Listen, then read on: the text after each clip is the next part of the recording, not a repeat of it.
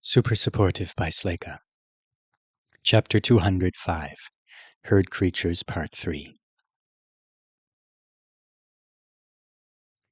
Alden poured what was left of his cup of dried fish mix into a plastic bag that had held one of his disposable ponchos. He couldn't find anything that looked like a waste receptacle here, and the Artonan boy he'd questioned had already escaped into the library proper. After belatedly worrying about the safety of his breakfast, Alden had asked the system about it and been informed, via a message that had an unnecessarily amused tone to it, that Yove cues were bad for his liver. He wasn't going to get sick from having a few, but scarfing them like potato chips would mean he needed to take a potion. They were more okay than delicious, and he liked all of his organs, so why risk it? He didn't think eating another and trying to interpret the gremlin's complete lack of concern one more time was going to result in a breakthrough. He could look into something like this and wonder about it when he got back home. This weekend is too much. Yesterday, Natalie wanted to date me. This morning, I met a Bokabov.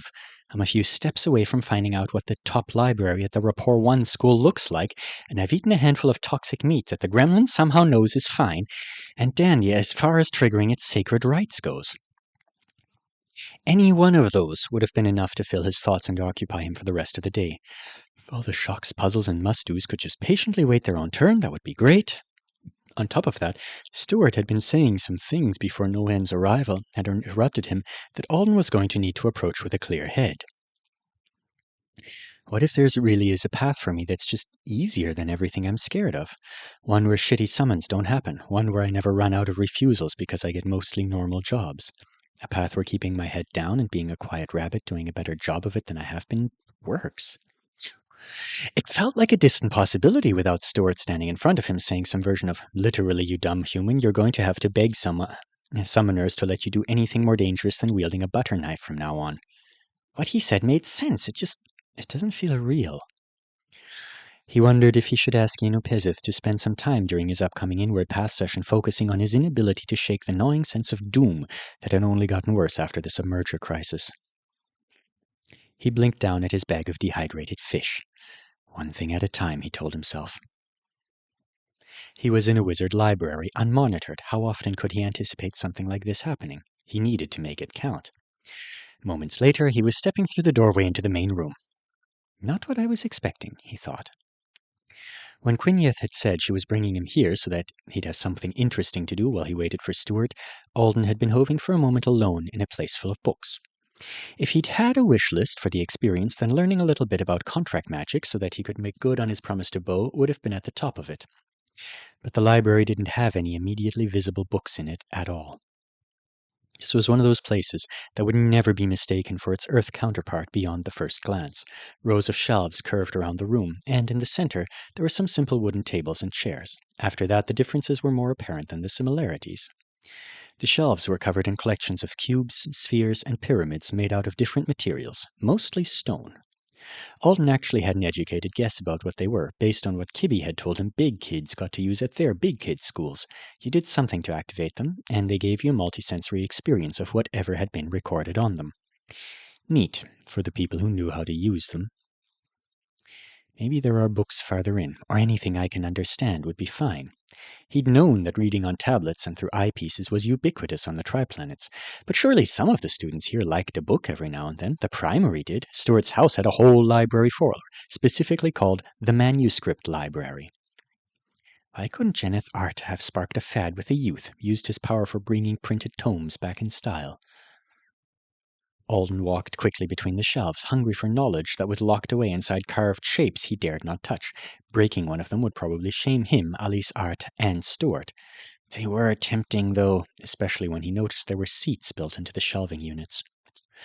They were mostly cubbies for one, with compartments in front of the seated person that were perfectly sized to fit the different recorder shapes. He wondered if the setup might be for people who didn't want to run the recorders with whatever spell or technique you were supposed to use to activate them. They definitely had a population at the school who would appreciate something like that. Stuart had said even adults came here for classes sometimes, which meant the knights, which meant people who weren't in the mood to cast. Focus on finding something that you're reasonably sure is safe, Alden told himself. You don't need brain damage to go with the liver damage, and who knows if these things are human-friendly. Not long after that, he heard voices coming from the direction of the door. At least 3 people, he thought. "Oh, not yet," he sped up. "It's the weekend. Go sleep in some more. I haven't found anything good yet." He'd seen the number of first meal offerings in the entry room, waiting for takers. They wouldn't be here if the library didn't regularly receive plenty of visitors, even on the students' weekends. When he reached the last row of shelves, only more recorders greeted him, and beyond those shelves he encountered the wall. The boy who'd confirmed for him that he was eating meat earlier was nearby in a window seat. He had a cube in one hand and a tablet in the other. One eye was closed. With so much going on in his head at once, the guy probably wouldn't notice Alden unless Alden walked right up beside him and spoke into his ear. He kept his distance anyway, and he stayed quiet. Should I put on the Peziva to flash the commendation, he wondered. Yet another situation Tuck and it didn't cover. When roaming a library in search of a quick wizarding education, which version of my outfit is less suspicious? He pulled the Peziva out of his messenger bag and put it on. A few steps later, he caught a glimpse of himself in the reflective surfaces of a few metal shields that hung on the wall. Well, now I definitely can't risk anything too embarrassing. He glanced up toward the balcony level that encircled the room. The partial second floor might hold something different than the shelves down here did. He could see that there were cabinets up there, and he might have some more privacy to browse if he kept away from the railing. The voices of the students who'd arrived a short while ago were still chattering away. It seemed the library didn't come with an expectation of quiet. He made his way around the edge of the room to one of the ladders that provided access. It was built of woven roots that weren't connected to anything alive, as far as he could tell. While climbing, he would be visible from almost the whole lower floor. If anyone looked up, the worst that can happen is someone asks me what I'm doing. It won't be some sign to everyone here that I have an authority sense and need to be taken into custody to avoid confusing the entire known universe. He still took a few seconds to invent an excuse he could give as soon as he was questioned about his purpose. He'd say he was going upstairs to admire this awesome learning space from a different angle. That would have been a strange-sounding reason if he was at Sleyca North, but he thought it worked here. His hand fell on a ladder rung, and the feel of rough, knobby root under his palm gave him one more reason to hesitate. Climbing this isn't offensive to the tree that made it, right? It's not going to be insulted that a human hauled his heavy human body up? He asked through a text to no one. He waited for the reply, sure it was taking longer than usual. Your questions are so delightful this morning. No tree will be insulted. You could just tell me what's in the cabinets up there and if it's useful to me, he suggested. Can you imagine how surprised everyone would be to learn that I had given you the books you already have, she countered. Surprised is probably too mild a word for it. He hoped Ali's art didn't come back home and discover that her entire account of stored-up favors had been bankrupted by the Ortona 1 colonel taking her request to help Alden not die and running with it in directions she couldn't possibly have imagined. Thank you again for those. I'll figure out the cabinets on my own. It was a short climb, and he made it swiftly. But before he was at the top, the voices stopped. His stomach clenched in anticipation of someone calling out to him in curiosity or alarm, but he pulled himself onto the upper level smoothly. Then he made himself turn with a smile to address whoever was about to comment on his presence, only to discover he hadn't been spotted after all. From up here, the group that had entered the library a couple of minutes ago was easy to see. There were 3 of them, and they'd gone quietly because they were using one of the stones together. They were all sitting around it, on the floor beside the shelf it must have been taken from. 2 of them had both eyes closed, and one was busy drawing something on her tablet. Lucky, he thought, moving away from the balcony railing so that he wouldn't be on display. All right, what have we got up here? Cabinets about the same height as him were arranged so that they formed the walls of short, narrow aisles. Woven rugs on the floor between them were decorated with poems about the duty and pleasure of acquiring knowledge. The railing stood at one end of the cabinet corridor, and at the other, floor cushions were evenly spaced against a wall covered in huge paintings that Alden saw as blurs of uninterpretable color. He was familiar with the type of magic from Antarnan work he'd encountered at the same museum, where he'd had the realistic volcanic eruption experience on a school trip. They were paintings you wouldn't be able to see unless you were positioned correctly. It was supposed to increase their impact if you only viewed them from the ideal angle. Right now, he was more interested in the contents of the cabinets. Each of them had between 1 and 4 identifying labels on it, in the form of carved tags of paler wood that were stuck to the front of the sliding doors. Unfortunately, they weren't intended to be helpful to a human looking for information. They just had names on them. Instructor Cabronithe, Instructor Masuvi Athet, Instructor Yonduaharo. He walked around the entire balcony searching for a tag that would tell him more, but there were only 2 cabinets that weren't labeled with specific instructions. Instead, they both said, Exceptional Pursuits. Alden stood by one of those, trying to think what the worst outcome of opening it could be. This is a library for students. The cabinet's not going to explode in my face. He was 90% confident that she would have at least hinted at lethal threats up here that when he'd asked her about the ladder, so probably it's nothing more dangerous than the trail mix anyway. He stood as far back as he could, took his stylus from his bag, and gently pushed the door with the tip of it. He intended to open it just a crack to start with, but it glided aside smoothly, as if he'd given it a firm shove. In the moment when it slid back faster than he'd expected, he thought of multiple reasons why he shouldn't have opened it that were better than an explosion, but still bad. What if there was an alarm? What if the cabinet was full of something extremely light-sensitive that would be damaged if he didn't cast a protective spell first? He held out a breath as the contents were revealed. Books! 6 shelves full of them. He stepped closer, sticking the stylus back into his bag as he examined the spines. They were different colors, many of them bright shades. Their heights were all the same, and the range of widths seemed off for them to be a random assortment.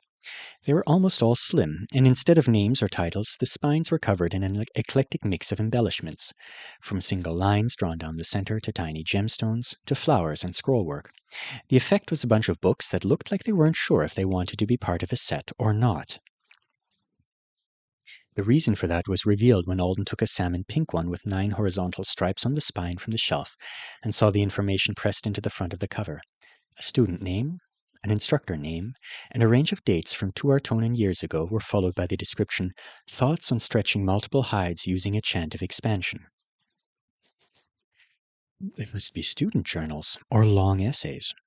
After picking up a few and carefully flipping through pages, he knew it was closer to the former.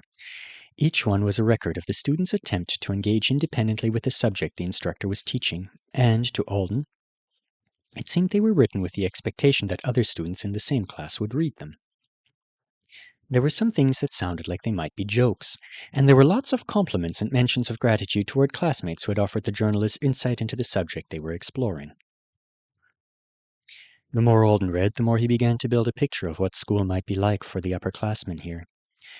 Ending your student journal abruptly, without any major revelations or answers to the questions you had prompted you to start it, seemed to be fine. The closing could include the author expressing relief that they'd solved a problem that had been bothering them, or it could be them frankly telling the reader that they were getting bored with it and stopping for now.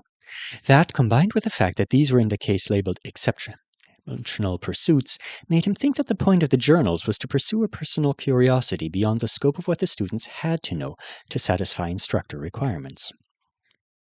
Classmates interacted with most of the journals by adding notes at the end to thank the writer, point to relevant reference materials, or mention that they'd started studies of their own on a similar subject. And being quoted in someone else's journal was a thing at least some of them took seriously.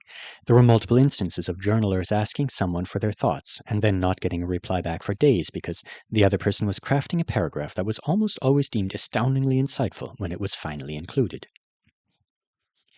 It might just be that anyone making one of these only asks the biggest geeks in the school for advice. The journals weren't what Alden had hoped for as far as educating himself went. But what he'd hoped for was a great big book called Tattooing Yourself with Friends Who Are Sometimes Cats, a Guide, and that wasn't the most reasonable thing to want. These are actually so neat, he thought, admiring the journals. But they stung him too, a little. More than a little, because even though these were written by young people, he was years behind them. Decades, Alden. Admit to yourself that it's decades, and that's assuming you keep getting your hands on new books. The authors didn't seem that far away from him and the teenagers he knew in many ways. The person with the pink and black journal had a good sense of humor. The bright red one with the yellow vine on the spine was a super social with their learning. He or she liked to involve as many members of the class in the project as possible. Someone who wrote in a dark gray one drew a diagram, illustration, or chart on every other page with elegant flourishes. Alden could follow the journeys their thoughts took from curiosity to comprehension. But while he got a sense of their personalities and could see that their knowledge was growing, the specifics of that knowledge, the questions they were asking and the answers they were arriving at and the magic they were describing, he couldn't figure it out.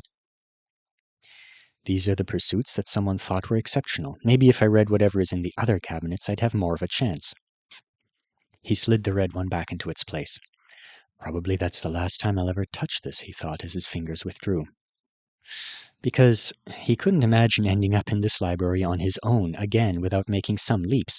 And no matter how many leaps he made, he couldn't imagine ending up here with time to appreciate the writings of one student in one class on reversible transmogrification. Reading these whenever you want is something you have time for if you're one of the wizards down there, he pictured the students on the floor below him. Not me. He told himself it was one of those things he was going to be okay with because he had to be okay with it. It worked well enough for now. He moved through the journals more pragmatically after that, just glancing at the subject on them to get an idea about whether they could be useful to him, even if he quickly skimmed and poorly understood. Viewed in that light, none of them were. The students in these classes were dealing with magical questions that were way out of his league. I should have asked to see a lower library. This will teach me to not try to graduate from kindergarten ahead of schedule.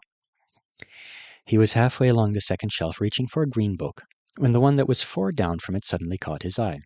It was an average thickness, and it hadn't stood out until now because it was sandwiched between others that were also in pastel shades. A purple so soft it was almost white, with a silver swoop near the top. That's Stuart's aureate color. That's it exactly. He skipped the others to take it and found that he was right. The pale purple journals were from last year. Stuart's name was stamped on it above a silver line and that squiggled a couple of times before disappearing over the edge. Inside one of the silver curves was a smaller shape Alden recognized. The round shape, a not quite spherical blob maybe, with pointy rays protruding from it. It's the symbol he embroiders on some of his belts. According to the cover, this was Stuart's study of mysteries from the history of teleportation and how to approach researching them without resorting to unethical methods. Cool. So he was already thinking hard about magical transportation when he wrote this. Alden wondered if this study was sparked because of his budding interest in Maker of Narrow Ways, or if it was the other way around. He opened it and started reading from the first page because he was sure Stuart would be offended if he skipped to the middle. The flashcard translations had been working overtime since Alden had made it up here. These students had some writing quirks he didn't recognize, and they were fond of the various creative toning tricks.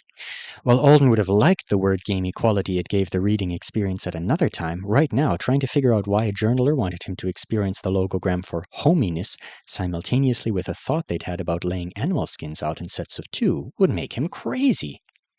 By contrast, Stuart's opening page was refreshingly straightforward. Teleportation was a treasure found before its time, he wrote.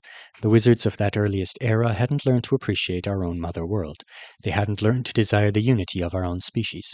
If legends have truth in them, then the first Artonan to leave our planet did so because he was trying to reach a mountaintop. The only thing more shocking than the strength of his authority must have been his inability to judge what the effects of using it would be. Alden fought back a laugh, so Stuart's not too impressed with the legendary first teleporter. Obviously, this isn't an uncommon opinion among wizards trained as we are today. I doubt anyone will ever solve the mystery of whether or not that legend is true. But since we are still trying to learn what happened during teleportation accidents that are documented better, I intend to study the ethical questions that arise from that research. I would like to form thoughtful opinions about this subject and share them with all of you so that we can hone one another's understanding. I'll begin by looking for information about the practice of collecting blood from the descendants of those suspected of dimension piercing. After that, he made a reading list, then blazed through it with lots of commentary that Alden couldn't hope to understand without having access to the references.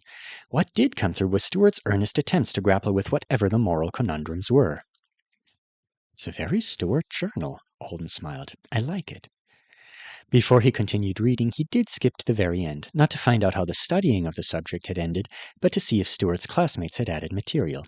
He imagined that having lots of comments and shared information from others was exciting for the person who wrote the journal. At the back, he found the added pages he'd been hoping to see. Several students had interacted with Stuart's work. Alden was pleased for him until he gradually noticed what felt like an off note running through their contributions. Normally, he would have dismissed something so mild because aliens and translations, but this was being translated for him by the system that had done his last affixation, and then nudged him over to the primary's house to say hello. If Artonin was ever going to be a spoon-fed to him with maximum accuracy, it was here, by her, while he was trying to glean social information about Stuart. No N read it. Alden studied her addition. It was a suggestion that Stuart might want to contact a certain historian and request a season of mentorship. Your curiosity about this topic could blossom into a flower worth a far walk if you give it a little more time. It was a nice thing to say, and if this had been the only journal Alden had picked up, it wouldn't have seemed out of place at all. But he had looked in the backs of several others, and in those he'd only seen one or two comments that could be taken as advice to the author. They were usually more cooperative, just adding information that would help everyone who might read the journal, or they were pure gratitude. Alden didn't think there were supposed to be expectations of future study placed on the writer, but no ends wasn't the only suggestion that Stuart pursue this subject further, and one person mentioned that he might want to go into Summonarium construction. Yeah, they're being pushy with him, like they can urge him into liking this topic in a way that slows him down, or doesn't fit with his plans for himself at all. He became surer of the more he read the comments, and he was soon hoping that the Stuart of the past had missed the subtext and enjoyed the compliments from his friends. Maybe someone had given him the kinds of conversation he wanted face-to-face without inserting subtle roadblocks. On the very last page, Stuart referred the curious reader to another study he'd pursued, along with the name of the instructor whose class had influenced it. Alden shut the door and carried the journal with him until he found that instructor's cabinet. When he opened it, the pale purple journal in the middle stood out. So they do keep journals from recent graduates up here, too. He took it and turned to the last page. By following the breadcrumb trail of references Stuart had left, Alden managed to collect 7 of his journals over the next few minutes. When he had them all, he knelt on a cushion as far out of sight from the library below as he could get and studied the dates, titles, and any comments from classmates. Even with these few, there was a clear pattern. The 2 that seemed to have been written before Stuart announced that he'd made his choice had classmate interactions more like the ones Alden had seen in the others he'd read. Then came the ethics of solving teleportation mysteries. From that point on, it had changed. Stuart had written one on learning about methods for drawing similar life together, which was basically an admission that he wanted to send a bean to another bean, as far as Alden could tell. But by then he didn't seem to be confident the specifics of which skill he was considering to the rest of them. They'd left notes for him in that one with the same kind of please take a few years studying this more undercurrents that the ethics one had. Alden didn't think they would have done that if they'd realized this was a skill-specific interest, because the one journal that was absolutely, undeniably, a study written by a future knight trying to figure out what skill he might like was completely devoid of comments. Like they'd all refused to read it or refused to acknowledge that they had. Perhaps that was their only recourse. Alden hadn't seen any criticisms in the journals. Maybe if you didn't have anything nice to say, you just didn't say anything at all. The subject of Stuart's study for that one was skills rooted in concepts of connection. It was the thickest of his journals. The single blank page at the back, waiting for a comment, was crushing Alden's soul. He had 2 warring impulses as he stared at it. The first was to grab a pen and write the most glowing praise for Stuart's skill choice he could think of. The second was to take the journal away from the library because the adolescent wizard twits who shunned it didn't deserve to have access to it anymore.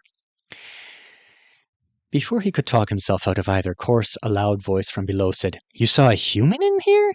And Alden's thoughts raced straight toward a fact that suddenly seemed very obvious.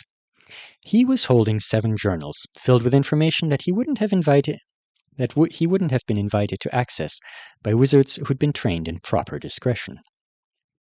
He'd gotten so invested because these were Stuart's, but 7 was a lot. 7 was too many to put back on the right shelves before someone who was interested in looking for him found him. And 7 journals by that same author was less just looking around and more, I am intentionally collecting these for some purpose. What if Stuart's mad that I looked at them? What if I get him in trouble? Whoever's downstairs could be up here in a second. Do something.